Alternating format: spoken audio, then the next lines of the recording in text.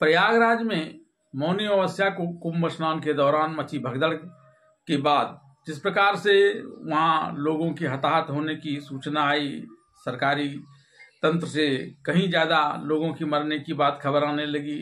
विपक्षी राजनीतिक दलों ने भी इसे तुल दिया कि सरकार मौतों का आंकड़ा जारी क्यों नहीं करती है। इसके कुछ समय बाद वहाँ लोगों का कुंभ में जाना थोड़ा भय की वजह से कम हो गया, हालांकि आस्था फिर भी प्रबल थी। उसके बाद जब बसंत पंचमी का अमृत स्नान और फिर प्रधानमंत्री नरेंद्र मोदी के कुंभ में स्नान करने के बाद सरकार की तरफ से व्यवस्था के चाक चौबंद कर लेने के दावे किए जाने लगे, तो लोग एक बार फिर से बड़ी संख्या में प्रयाग जाकर कुंभ स्नान का रुख करने लगे हैं। और इसे देखते हुए खासकर तब जबकि अब 12 फरवरी को माघी पूर्णिमा है, उसे लेकर अब भक्तों की वहाँ भारी भीड़ उमड़ रही है जो कुंभ जाकर स्नान करना चाह रहे हैं। लेकिन इस बीच बड़ी संख्या में वाहनों के और व्यक्तियों के वहाँ पहुँचने से लंबी लंबी लाइनें न सिर्फ प्रयागराज में लगी हुई हैं बल्कि इसके बॉर्डर एरिया में भी लगी हुई हैं। यहाँ तक कि मध्य प्रदेश जैसे राज्यों से जहाँ भी कई किलोमीटर लंबी लंबी सड़क की जाम लगी हुई है, जिस 100 किलोमीटर या 150 किलोमीटर की दूरी को आसानी से 1-1.5 घंटे में पार किया जा सकता है, उसे पार करने में 13 घंटे 14 घंटे का समय लग रहा है। और इस प्रकार से भीड़ ट्रेनों में भी उमड़ रही है, बसों में भी उमड़ रही है। और जाम का जो स्थिति वहाँ है, हरिद्वार प्रयागराज के निवासियों के बारे में विपक्षी राजनीतिक दलों ने यह कहना शुरू कर दिया कि वे एक तरह से अंडर हाउस अरेस्ट वाली स्थिति में आ गए हैं। तो कुल मिलाकर स्थिति थोड़ी तनावपूर्ण होती जा रही थी और इसके लेकर माघी पूर्णिमा के स्नान के दौरान कोई दुर्घटना न घटे, इसे देखते हुए उत्तर प्रदेश के मुख्यमंत्री योगी आदित्यनाथ ने सोमवार की देर रात अधिकारियों की एक मीटिंग बुलाकर उन्हें कड़ी फटकार लगाई कि उनके चलते ही मौनी अमावस्या के दिन इस प्रकार की दुर्घटना घट गई थी। उनमें से कई उच्च पदस्थ अधिकारी वहां मेला क्षेत्र में थे ही नहीं, और अब फिर से एक बार ऐसी स्थिति बननी शुरू हुई है। और उससे लेकर मुख्यमंत्री योगी आदित्यनाथ ने अधिकारियों की मीटिंग में कई महत्वपूर्ण सुझाव दिए। आइए जानते हैं उन सुझावों के बारे में।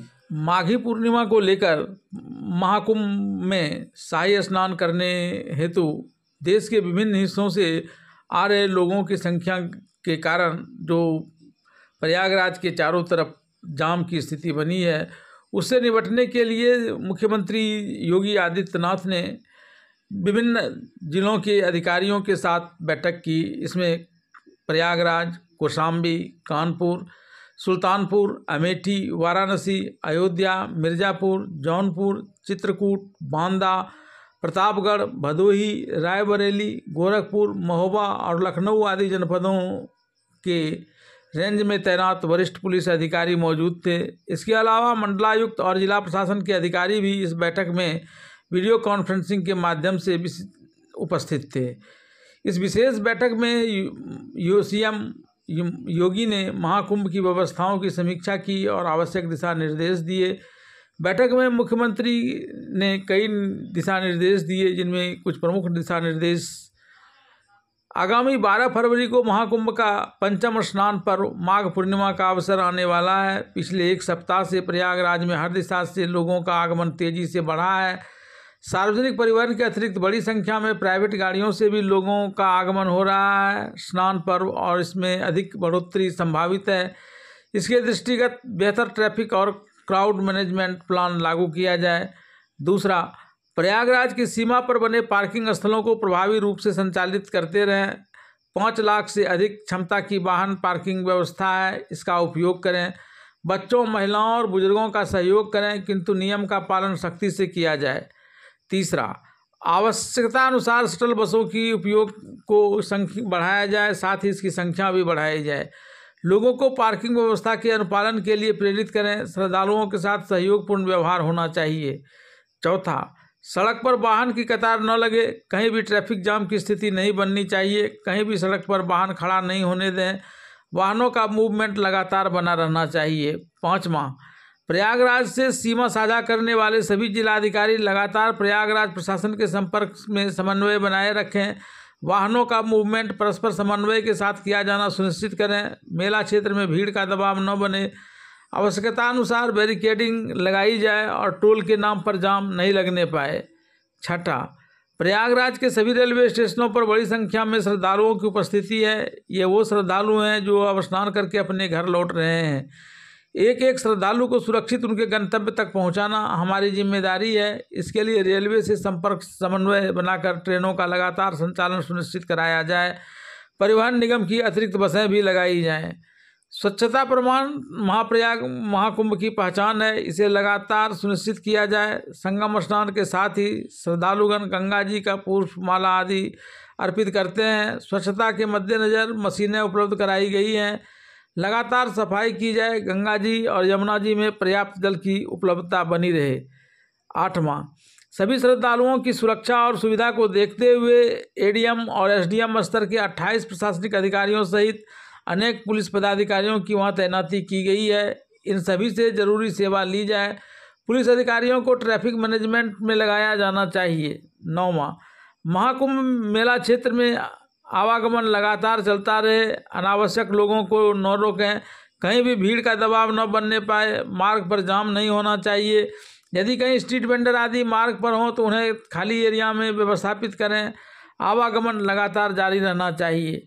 10वां, प्रयागराज से संबद्ध सभी मार्गों पर पुलिस पेट्रोलिंग जारी रखें। क्रेन एम्बुलेंस उपलब्ध रहे। रीवा मार्ग, अयोध्या प्रयागराज, कानपुर प्रयागराज, फतेहपुर प्रयागराज, लखनऊ प्रतापगढ़ प्रयागराज, वाराणसी प्रयागराज जैसे सभी मार्गों पर कहीं भी यातायात अवरुद्ध नहीं होना चाहिए। प्रयागराज से वापसी के सभी मार्गों को लगातार खुला रखा जाना चाहिए। अब मुख्यमंत्री योगी आदित्यनाथ के इस कड़े एक्शन के बाद धीरे धीरे जाम टूटता हुआ नजर आ रहा है, लेकिन लोग जो खासकर वहाँ जमे हुए रहने की एक प्रवृत्ति है कि पहले स्नान करने के बाद माघी पूर्णिमा के दिन भी स्नान किया जाए, और इन विशेष स्नान को लेकर लोगों की बड़ी आस्था कहीं न कहीं इस जाम को जन्म देती है। और इससे भी बड़ा, भले ही वीवीआईपी की व्यवस्था को योगी आदित्यनाथ ने बंद कराने की बात कही हो, लेकिन ये व्यवस्था बदस्तूर अभी भी जारी है, जिसकी वजह से जाम लगने और दुर्घटना के घटने की संभावना बढ़ रही है।